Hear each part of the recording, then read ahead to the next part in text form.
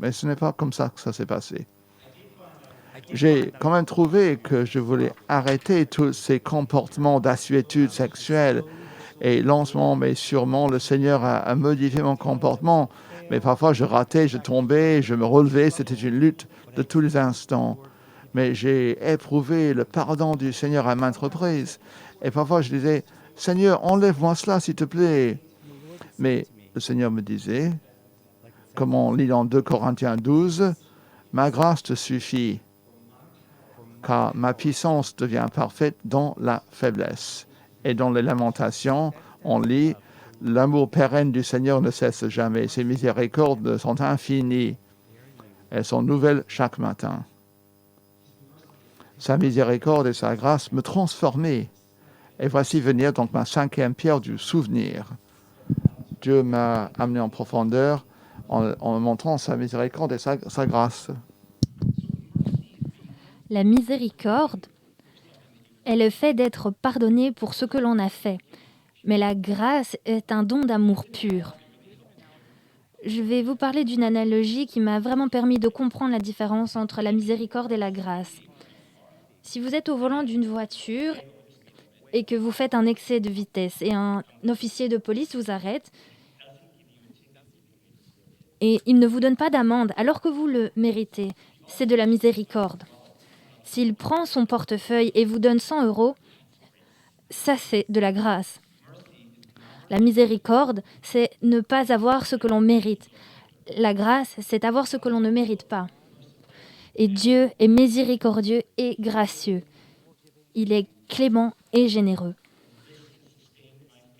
Et cela a permis de maintenir ma foi à travers des moments très sombres. Mon père a succombé à un cancer au même moment. J'ai eu mon diplôme du lycée et j'ai été étudier à l'université de New York. J'ai continué à me rendre à la congrégation messianique juive et il y avait ce type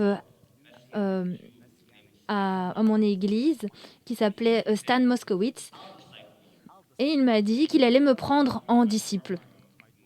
Et donc il venait dans mon dortoir une fois par semaine, il m'écoutait, il priait avec moi, il lisait la Bible avec moi et il m'apprenait les bonnes pratiques spirituelles. Et lors d'une de nos premières séances, il m'a dit « Waouh, tu as beaucoup de pensées anxieuses ». Et il m'a dit « Je te suggère de mémoriser les Philippiens 4, 6 ». Et cela dit « Ne vous inquiétez de rien, mais en toute occasion, exposez vos demandes devant Dieu par des prières et des supplications, avec des actions de grâce. Et la paix de Dieu qui surpasse toute intelligence gardera vos cœurs et vos pensées en Jésus-Christ. » Il m'a dit « Je veux que tu dises cette écriture à haute voix à chaque fois que tu te sens anxieux. » Et je la répétais toute la journée, à partir du moment où je me levais. Et lentement, mais sûrement, j'ai senti que ce nœud que j'avais dans l'estomac se dénouait. Je ne savais pas que j'étais aussi anxieux jusqu'à ce que je ne le sois plus. Dans Isaïe 55, on dit « La parole de Dieu ne retournera pas à lui sans effet. » Et c'est ma 6e pierre du souvenir. Dieu m'a emmené plus loin en me montrant la puissance de la mémorisation des Écritures. Et donc j'ai continué à apprendre sa parole et encore aujourd'hui, cela me transforme. Quand j'ai eu mon diplôme de l'université de New York, j'ai décroché une place dans une compagnie de ballet aux Pays-Bas. Et c'était un rêve qui se réalisait. J'ai fait mes valises et j'ai quitté New York pour La Haye. Mes premiers 6 mois étaient très difficiles. J'étais seule, j'étais loin de ma famille, de mon église. L'un des metteurs en scène voulait vraiment me casser. Et j'ai encore eu des problèmes avec mes addictions sexuelles et j'ai vraiment demandé de l'aide à Dieu. Et Dieu m'a parlé. Et il m'a demandé de lui donner mon temps. Et c'est quelque chose que je n'avais jamais envisagé avant. Il m'a dit, au début de chaque jour, combien de temps est à toi? Et je veux que tu me donnes 10% de ton temps. Donc si j'avais 3 heures de pause, je lui donnerais 18 minutes. Si j'avais 10 minutes de pause, j'allais lui donner 1 minute. Je l'ai fait tous les jours et c'était tellement merveilleux que je me suis sentie transformée à nouveau et par le renouvellement de mon esprit. Et donc, je me suis rendue à l'église protestante américaine de La Haye et qui rassemblait des gens avec des expériences très différentes. Au travail, il y avait un collègue français qui n'arrêtait pas de me poser des questions sur ma foi. Mais le problème est que mon français n'était pas suffisamment bon pour lui expliquer et son anglais non plus n'était pas suffisamment bon pour qu'il puisse me comprendre. Et je connaissais une famille qui parlait français, un père, une mère et 5 enfants. Et j'ai entendu dire des autres qu'ils avaient une foi très profonde. Et donc j'ai demandé à mon pasteur, je leur ai demandé s'ils pouvaient rencontrer mon collègue français. Ils les ont acceptés et l'ont invité chez lui. Et donc les jours suivants, il m'a expliqué qu'il était allé dîner chez eux. Et je me suis dit, waouh, c'est magnifique, ils correspondent vraiment à l'image que l'on a d'un chrétien. Et très vite, moi et un autre collègue étions invités chez eux. Et pendant 6 mois, nous y sommes allés très régulièrement. Nous étions 3 orphelins qui étions accueillis à bras ouverts dans une famille aimante. Et la guérison et l'espoir qui est venu à ce moment-là était magnifique. Je me souviens avoir pensé, waouh, une famille fonctionnelle. Cela existe. Cette famille, comme beaucoup d'entre vous le savent, sont le loup. Ma femme, Nathalie, Jacques, Jacqueline, Lance, comme beaucoup de vous le connaissent. Mais rejoindre cette famille par le mariage est un événement incroyable qui est arrivé plus tard. Là, c'est le moment où je les ai rencontrés.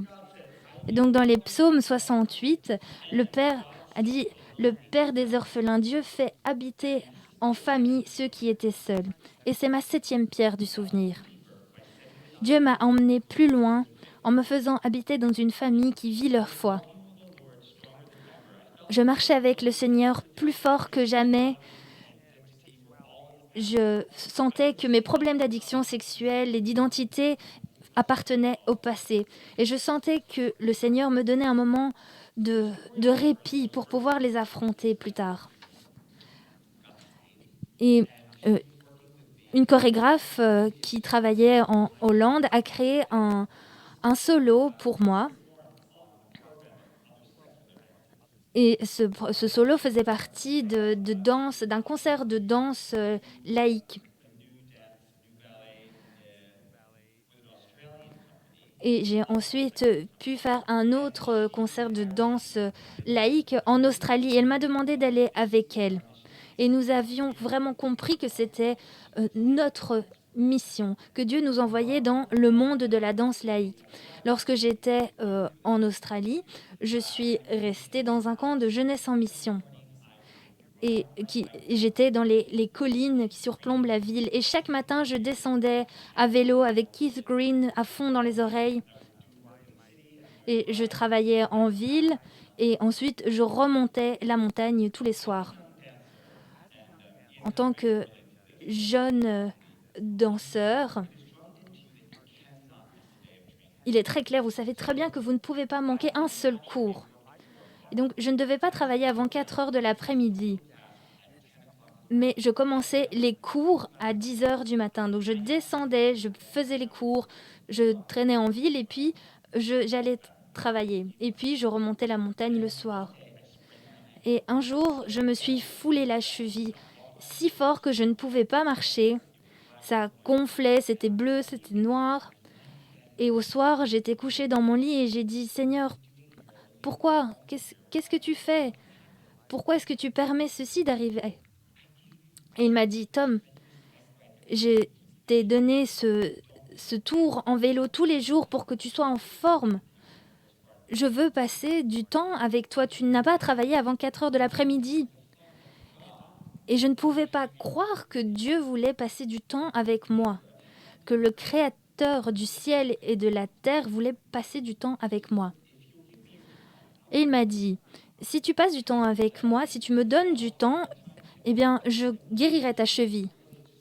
Et je lui ai dit oui, non pas parce que je voulais être guérie, mais parce que j'appréciais l'idée que Dieu voulait passer du temps avec moi. Et donc je me suis réveillée au matin et ma cheville était guérie. Et je me suis rendue au travail et tous les danseurs m'ont dit mais ce n'est pas possible, c'est tellement déconnecté. Donc ça m'a prouvé la réalité du Seigneur. Et donc les mois qui ont suivi, je me suis sentie aller plus loin avec Dieu comme jamais auparavant. Et j'étais dans une chambre sans fenêtre et je passais des heures à prier, à le louer, à écrire. Et parfois, il m'a demandé d'écrire des lettres, mémoriser les écritures. Et je ne quittais pas la pièce avant que Dieu me permette et me dise « Ok, va prendre ton petit déjeuner maintenant ». Et c'était vraiment fantastique. Et Dieu m'a donné le Dieu de la prophétie, le don, pardon, de la prophétie. Et donc, il m'a expliqué les difficultés que rencontraient certaines personnes.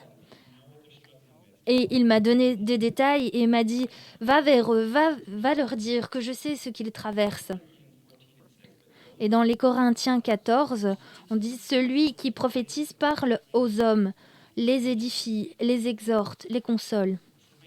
Et c'est ma 8e pierre du souvenir. Dieu m'a emmené plus loin en me guérissant physiquement et en me donnant le don de l'esprit. Donc, après l'Australie, j'ai travaillé avec la jeunesse en mission, mais j'avais tellement, je voulais donc le faire, mais j'avais tellement de prêts à rembourser. Et donc j'ai dit, Dieu, je ne sais pas quoi faire. Je vais retourner à New York et si tu ne veux pas que je continue à danser, eh bien ferme toutes les portes. Mais si tu veux que je sois là, eh bien ouvre-moi les portes.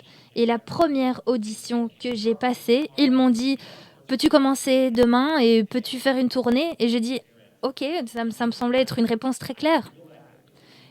Et quand j'y réfléchis, je pense que c'était une réponse très claire que Dieu m'a donnée. Dans les Proverbes 16, on dit, le cœur de l'homme délibère sur sa conduite, mais l'Éternel dirige ses pas. C'est ma 9e pierre du souvenir. Dieu m'a emmené plus loin en rendant mon chemin clair. Après quelques années aux États-Unis, j'ai lutté à nouveau contre mes tentations sexuelles, mon identité, ma sexualité brisée. Je travaillais et je vivais à New York et j'avais juré de ne pas quitter la ville avant d'avoir de l'aide. Et j'ai trouvé un groupe de soutien chrétien. Et c'est là que j'ai véritablement appris à écrire dans un journal, à me mettre en colère si j'en avais besoin. C'est là que j'ai appris que mes addictions sexuelles n'étaient pas vraiment sexuelles. Que Dieu me donnait un besoin d'affirmation, d'amour, d'affection, de paix et d'une identité solide que je tentais de satisfaire avec le sexe. Liane Payne, une auteure chrétienne, a écrit que la sexualité est comme une rivière qui coule dans un sens. Et au fait, la sexualité est un don de Dieu. Mais beaucoup d'entre nous ont des fissures et le flux s'engage dans ces fissures et ce sont des zones qui ne devaient pas être sexualisées. Et donc c'est pour ça que Dieu n'a pas fait disparaître mes désirs honteux. Il fallait une guérison plus profonde. Pendant ces années aux États-Unis, je suis restée en contact avec les loulous. Jacqueline et moi-même, nous envoyons des lettres. Mais je ne suis jamais parvenue à lui parler de mes problèmes sexuels. J'en avais trop honte. Et les circonstances ont fait que j'ai décroché une place pour West Side Story et que je devais aller à Rome la semaine suivante. Et je ne savais pas quoi faire parce que je m'étais engagée dans ce groupe de soutien et je voulais vraiment en guérir. Mais je me suis fait à l'idée et j'ai fini par y aller. Donc j'étais là pendant un mois et après un mois, il y a eu une annonce où il était écrit le spectacle est fermé pendant 6 semaines, on réouvrira à Hambourg. Vous pouvez prendre l'avion pour la destination de votre choix et on vous fera reprendre l'avion pour Hambourg. Il y avait une lettre de Dieu qui me dit: Cher Tom, je t'ai donné un bon salaire et 6 semaines de congé. Alors, va visiter les loulous en Belgique. Sincèrement, Dieu. Et donc, j'ai téléphoné aux loulous et je leur ai dit: je suis à Rome, nous avons 6 semaines de congé et on réouvrira à Hambourg. Et c'est tout ce que j'ai dit, je n'ai rien dit d'autre. Et je les ai entendus chuchoter. Et ils m'ont ensuite dit: je pense que Dieu essaie de te dire que tu devrais nous rendre visite. Et j'en suis restée bouche bée. Et je me suis dit: ok, j'y vais. Donc, Luc 1,37 dit: car rien n'est impossible à Dieu. Et c'est ma 10e pierre du souvenir. Dieu m'a emmené plus loin en me montrant qu'il peut tout faire. Il a mis à l'arrêt une tournée tout entière pendant 6 semaines pour que je puisse guérir en Belgique. J'ai passé un moment inoubliable avec les loulous. J'ai passé toute la journée avec Jacqueline et je lui ai tout raconté. Je n'ai rien laissé de côté. Le soir, j'avais des rêves fous, des visions et j'écrivais tout. Et le soir, quand Jacques rentrait, on priait. Et le Seigneur a révélé des choses très profondes. Pourquoi est-ce que tu relèves la tête quand tu pries? Et il m'a dit: fais quelque chose pour moi. Ferme les yeux. Et j'ai envie que tu penses à Jésus. Et je dis: ok. Elle me dit: essaie de le regarder dans les yeux. Je dis: je ne peux pas. Je ne vois que ses pieds. C'est tout ce que je vois. Nous avons donc prié là-dessus. Et le Seigneur nous a montré les racines de cette honte que j'ai éprouvée. 3 choses en fait. Tout d'abord, les sévices sexuels et comment je suis devenu beaucoup trop conscient et beaucoup trop actif sexuellement trop jeune. Deuxièmement, un souvenir très clair d'avoir été humilié par mon père quand j'avais 8 ans. Je me suis couché et je l'entendais qui riait avec d'autres personnes et je me suis dit: je te hais, tu ne vas jamais plus m'humilier. J'avais 8 ans. Là, j'ai raté vraiment le coche. Mais ça a cassé quelque chose dans la relation entre moi et mon père. La troisième chose est celle la plus révélatrice, en fait. Mes parents ont eu 5 filles avant moi. Et lorsque ma mère était enceinte de moi, tout le monde disait: ah, tu essaies toujours d'avoir le premier garçon, n'est-ce pas, c'est ça? Vas-y, tente ta chance. Et ils étaient offusqués pour défendre leur fille. Ils ont dit: on espère avoir une fille. On veut une fille. Et ils disaient inlassablement, ils l'ont dit devant moi qui était dans le ventre de ma mère. Je l'ai confirmé avec ma maman quelques semaines après. Donc c'était assez logique que je suis né en pensant que je n'étais pas voulu en tant que garçon. Et cela comprendrait le fait que je sois mal dans ma peau de garçon. On a prié là-dessus et Dieu m'a donné une vision étonnante. Je me suis vu naître. Et je voyais toute la scène à l'hôpital, le médecin, les infirmières. Et au-dessus, il y avait tout un groupe d'anges énormes avec Jésus qui se réjouissait devant ma naissance en disant: c'est moi qui t'ai fait un garçon, j'ai voulu que tu sois un garçon. Et nous nous en réjouissons de ta naissance. Et à ce moment-là, j'ai senti quelque chose de très profond en moi et j'étais entier de nouveau.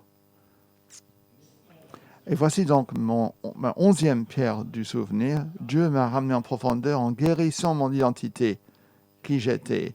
Isaïe 53 dit, « Il a été puni et blessé pour nos transgressions, écrasé pour nos inimitiés. » La punition qui nous amène la paix était sur ses épaules et c'est par ses blessures que nous sommes guéris. C'était le début d'un cheminement de plusieurs années d'espérance et de guérison, de haut et de bas, de vallées, de montagnes. C'est le commencement de l'histoire de la miséricorde et de la grâce du Seigneur. Ma 3e pierre du souvenir, c'est maintenant. C'est ce moment même. Dieu m'amène en profondeur en me donnant le courage de partager ce récit tellement personnel que j'ai gardé en privé jusqu'ici. Et j'espère vraiment que cela aura pu vous encourager, notamment si vous êtes écrasé par les assuétudes, par la honte, par les addictions. Et en terminant, j'aimerais prier pour vous.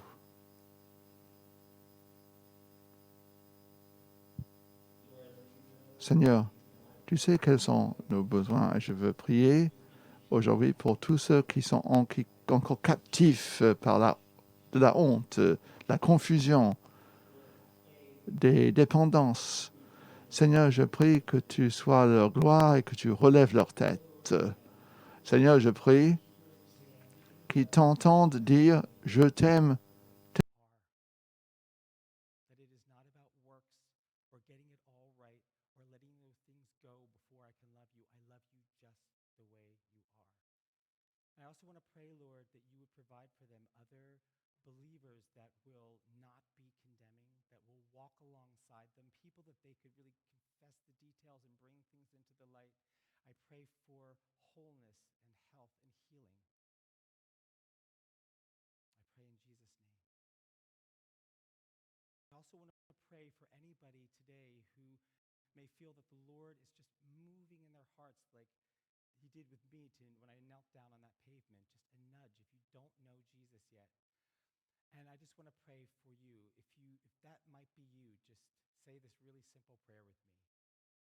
Just say, Lord, I recognize that I am a sinner, that I miss the mark of perfect love a little or a lot frequently. And I believe that you are real, that you died for my sins. Jesus, I'm sorry. Accept that your sacrifice was enough. And I ask you to come into my life to have a personal relationship with me. Amen. So, this is the end of my preaching, my teaching, and sharing. If anybody felt more prayer for any of these things, you can write to prayer@vineyardbrussels.be and somebody will get back in touch with you. God bless you and have a happy new year.